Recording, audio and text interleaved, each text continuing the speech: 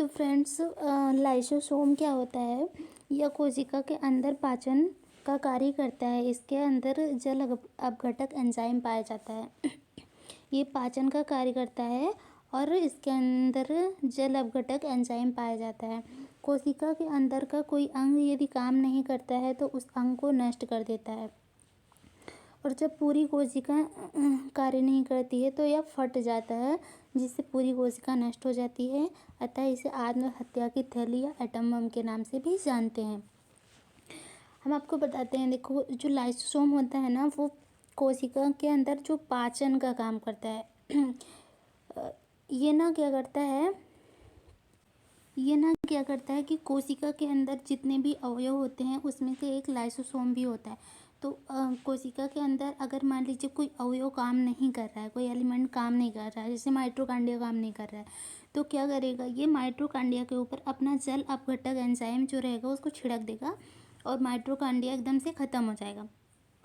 ठीक, अगर ऐसे मान लीजिए माइटोकॉन्ड्रिया है, वोक्यूल्स है और न्यूक्लियस है, मान लीजिए सारे अवयव काम नहीं कर रहे हैं, ठीक है, तो अगर सारे अवयव काम नहीं करेगा तो ये क्या करेगा, गुस्सा आ जाएगा और अपने आप में फट जाएगा और इसका जो पानी है सारे अवयव को लग जाएंगे और सब खत्म हो जाएंगे, मतलब साफ सफाई हो जाएगी, उसकी बच जाएगा। तो इसीलिए लाइसोसोम जो होता है इसको आत्महत्या की थैली कहते हैं। क्यों? क्योंकि ये जब सभी अवयव काम नहीं करते हैं तो ये अपनी आत्महत्या कर लेता है, मतलब फट जाता है और फट जाता है। अब एटम बम क्यों कहते हैं? क्योंकि ये जैसे फट जाता है तो वहाँ की जो साफ सफाई हो जाती है। जैसे कि एटम बम फटता है तो वहाँ पे जहाँ पे फटता है वहाँ पे क्या कहते हैं, चीज़ें नष्ट हो जाती हैं। तो ऐसे ही जब लाइसोसोम फट जाता है तो वहाँ की चीज़ें नष्ट हो जाती हैं।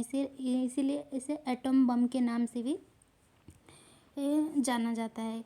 और इसकी खोज किसने की थी? तो जो ये है लाइसोसोम, इसकी खोज डी डुवे ने की थी। डी डुवे एक वैज्ञानिक का नाम है, तो डी डुवे ने किया था। आरबीसी के अंदर जो लाइसोसोम है ये नहीं पाया जाता है।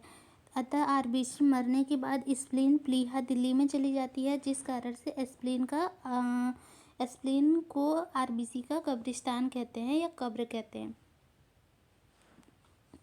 फिर अगला है केंद्रक न्यूक्लियस। इसकी खोज रॉबर्ट ब्राउन ने की थी। यह कोशिका को नियंत्रित करता है, अतः इसे कोशिका का दिमाग कहते हैं। इसमें 80% जो होता है प्रोटीन पाया जाता है। इसके बाद ये देखिए न्यूक्लियस ऐसे होता है। इसके बाद अगला आ जाता है राजधानी, जिसे हम वोक्यूल्स कहते हैं। यह जल को संचित करके रखता है, जल को स्टोर करता है। यह जंतुओं में छोटा होता है और पादपों में बड़ा होता है। इसके बाद अगला है लवक या पादपों का सबसे बड़ा कोशिकांग होता है। यह पादपों का जो है सबसे बड़ा कोशिकांग होता है। यह केवल पादपों में ही पाया जाता है। ये 3 प्रकार का होता है। लवक जो है केवल पादपों में ही पाया जाता है, जंतुओं में नहीं पाया जाता है।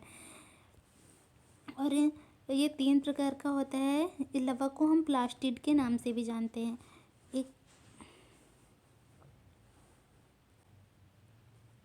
लवक जो होता है प्लास्टिड, ये 3 प्रकार का होता है। क्लोरोप्लास्ट होता है, ल्यूकोप्लास्ट होता है और क्रोमोप्लास्ट होता है। क्लोरो, ल्यूको, क्रोमो याद रखिएगा।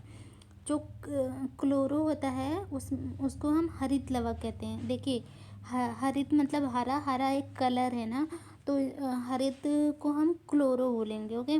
और ल्यूकोप्लास्ट मतलब अवर्णित लवक और क्रोमोप्लास्ट मतलब वर्णित लवक। अब हरित लवक क्या होता है? क्लोरोप्लास्ट यह भोजन का निर्माण करता है तथा यह पत्तियों तथा तनों में पाया जाता है। और अवर्णित लवक क्या होता है? ल्यूकोप्लास्ट यह भोजन का संग्रह करता है और यह जड़ तथा फल में पाया जाता है। इसके बाद वर्णित लवक, इसे क्रोमोप्लास्ट कहते हैं। यह रंग प्रदान करने का काम करता है। क्या करता है? रंग प्रदान करने का काम करता है।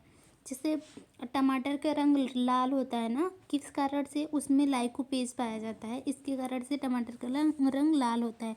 मिर्च मिर्च हरा होता है, उसमें भी लाइकोपेज पाया जाता है।